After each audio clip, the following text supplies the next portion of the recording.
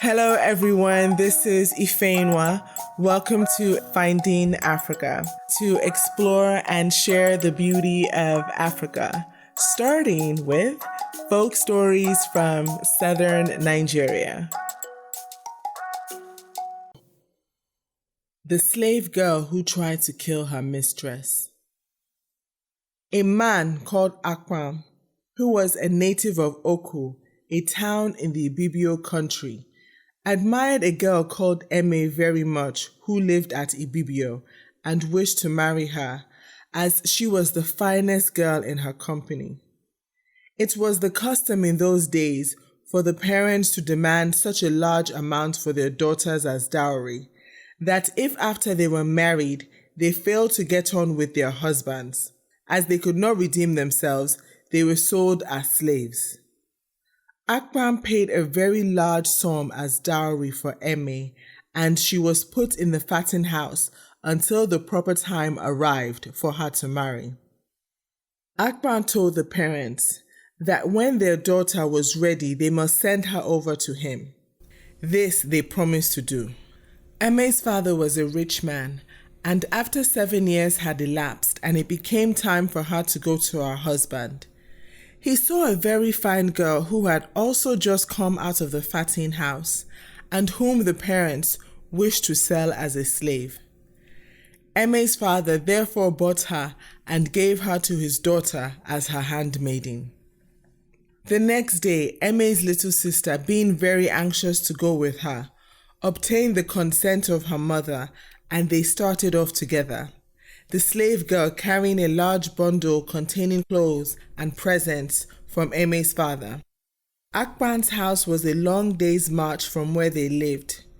When they arrived just outside the town, they came to a spring where the people used to get their drinking water from, but no one was allowed to bathe there. Eme, however, knew nothing about this.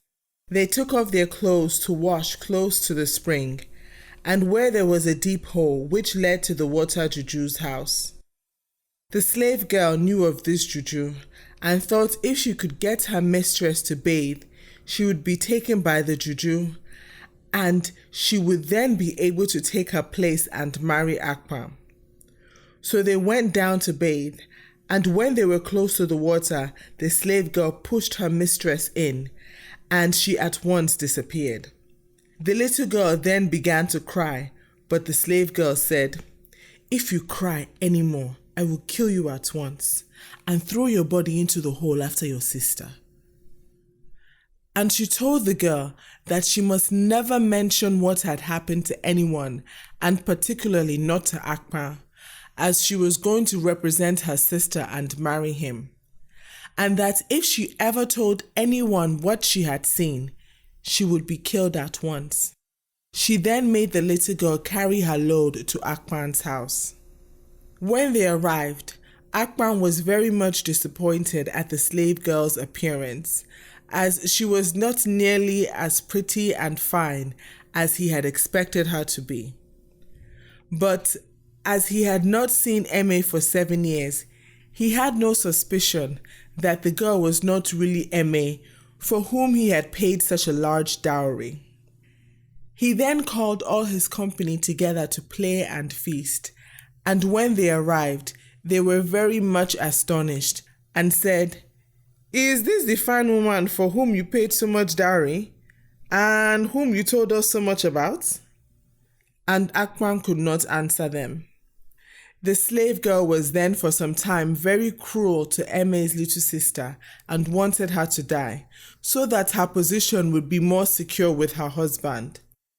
She beat the little girl every day and always made her carry the largest water pot to the spring. She also made the child place her finger in the fire to use as firewood. When the time came for food, the slave girl went to the fire and got a burning piece of wood and burned the child all over the body with it. When Akbar asked her why she treated the girl so badly, she replied that she was a slave that her father had bought for her. When the little girl took the heavy pot to the river to fill it, there was no one to lift it up for her, so that she could not get it on her head. She therefore had to remain a long time at the spring, and at last began calling for her sister Emma to come and help her. When Emma heard her little sister crying for help, she begged the water juju to allow her to go and help her. So he told her she might go, but that she must return to him again immediately. When the little girl saw her sister, she did not want to leave her, and asked to be allowed to go into the hall with her. She then told Emma how very badly she had been treated by the slave girl, and her elder sister told her to have patience and wait, that a day of vengeance would arrive sooner or later. The little girl went back to Akpan's house with a glad heart, as she had seen her sister. But when she got to the house, the slave girl said, "Why have you been so long getting the water?" And then took another stick from the fire and burned the little girl again very badly, and starved her for the rest of the day. This went on for some time, until one day, when the child went to the river for water. After all the people had gone, she cried for her sister as usual. But she did not come for a long time, as there was a hunter from Akpan's town hidden near, watching the hole, and the water juju told Emma that she must not go. But as the little girl went on crying bitterly, Emma at last persuaded the juju to let her go, promising to return quickly. When she emerged from the water, she looked very beautiful with the rays of the setting sun shining on her glistening body. She helped her little sister with her water pot and then disappeared into the hole again. The hunter was amazed at what he had seen, and when he returned, he told Akpan what a beautiful woman had come out of the water and had helped the little girl with her water pot. He also told Akpan that he was convinced that the little girl he had seen at the spring was his proper wife, Emma, and that the water juju must have taken her. Akpan then made up his mind to go out and watch and see what happened. So in the early morning, the hunter came for him, and they both went down to the river and hid in the forest near the water hole.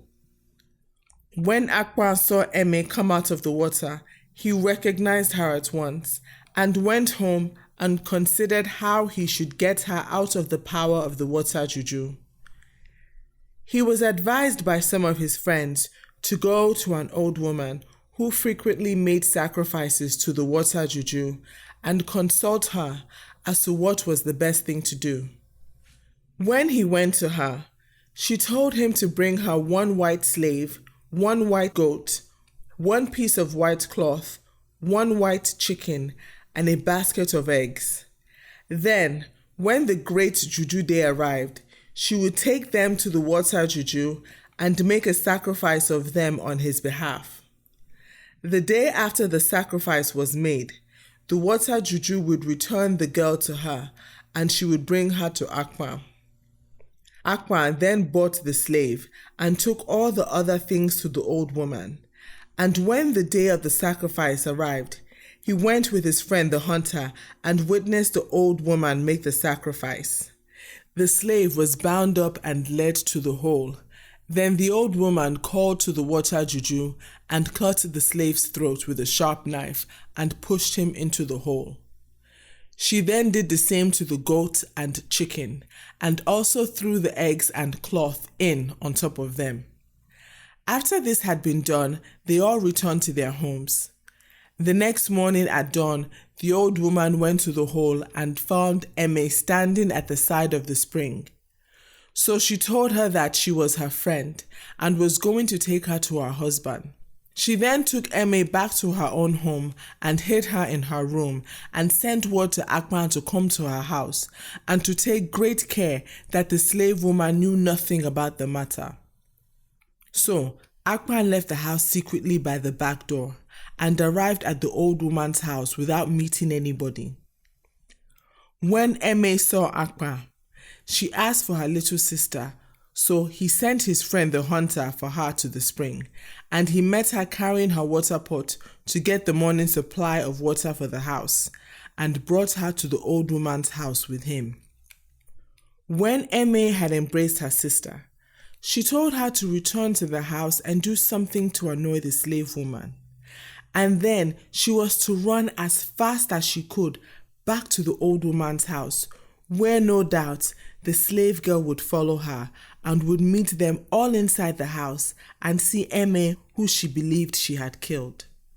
The little girl did as she was told, and directly she got into the house, she called out to the slave woman, "Do you know that you are a wicked woman and have treated me very badly?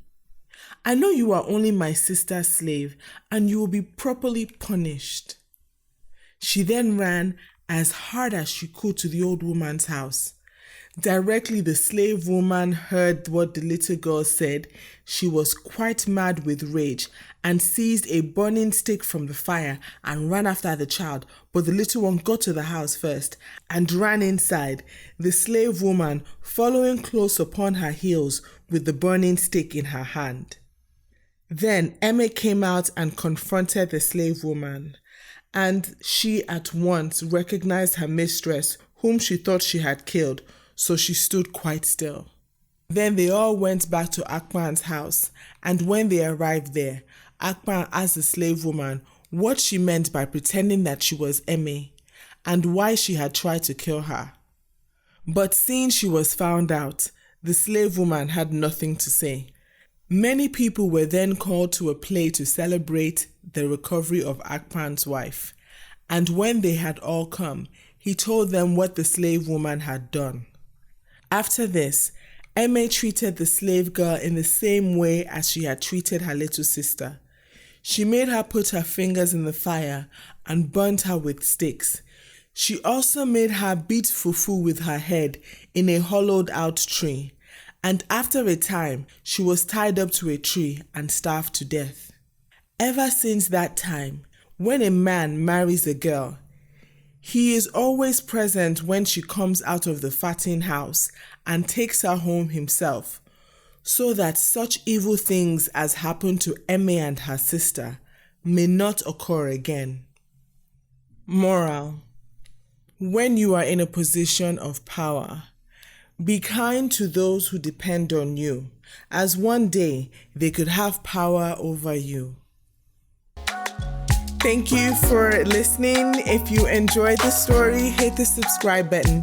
If you didn't enjoy the story, still hit the subscribe button because you may like the next one. Until next time, enjoy life. Finding Africa.